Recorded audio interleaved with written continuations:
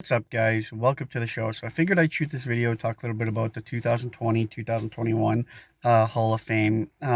Just aired the other day. I just seen it yesterday, and it was awesome. One of my favorite wrestlers of all time was inducted into the 2020 Hall of Fame, and that is, of course, the British Bulldog. I absolutely love the British Bulldog. I always have. Sorry about that. I always have. I always will. I mean, some of the greatest matchups of all time involved the British Bulldog.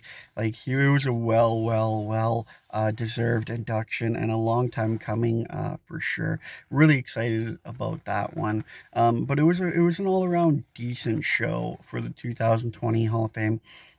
I know a lot of people said that JBL had the best speech, but I don't think so. I found JBL's kind of long, a little bit boring, kind of cringy at times. I mean, it was okay, but it wasn't the best. The Bella Twins had a really good speech. I thought theirs was one of the best, but I thought the best speech of the night definitely went to Davey Boy Smith Jr. because he did such an amazing job painting such a great photo of his dad. Like, he did such a great job, like with the speech, talking about his dad, talking about his memories, things like that. I thought it was really great. I thought it was definitely the speech of the night. Plus, of course, you've seen his mom and, of course, Davy Boy Smith's wife up there, and, of course, the daughter up there as well, which was awesome to see them both up there. And I think that was definitely the speech of the night for sure.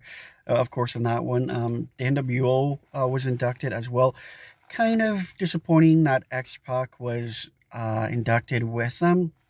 I kind of would have liked to have seen, of course, obviously just Hogan, Hall, and Nash, because that to me was the NWO. That was the core, of the NWO. I even forgot that X Pac was even a member of the NWO for the longest time until they actually announced that he would be inducted with them. I didn't. I mean, even seeing it and watching it, I just kind of felt like it just didn't belong. Like, he didn't really fit too well in that group. Like, I was just like, why is he being inducted uh, into the Hall of Fame with the NWO? Like, it to me, it was just made no sense. I thought it was a great touch though how Hogan came out with the belt that had the NWO spray painted on it. I thought that was a great touch. I thought I was like super Jack to actually kind of see that, because that was like, oh, yes, it's the NWO, the real NWO right there.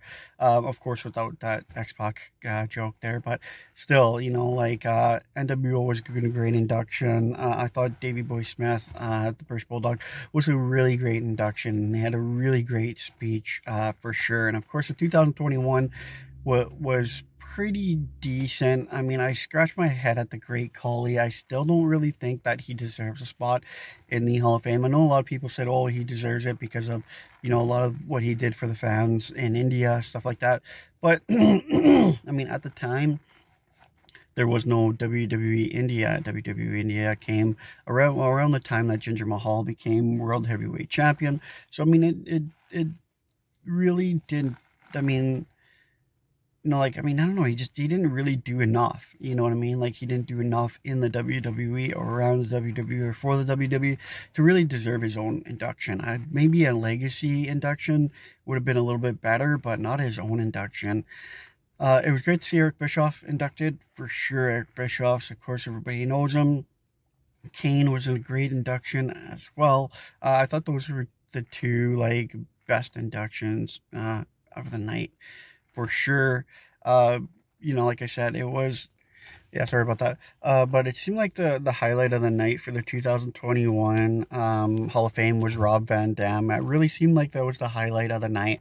And for the 2020 Hall of Fame, it seemed like the highlight of the night was the British Bulldog. There's so much uh, on social media right now about the British Bulldog being inducted that there's like really nothing about JBL or the Bella Twins or NWO being inducted. It seems to be really all about British Bulldog being inducted, which I guess is because he was so popular. He was such a big name.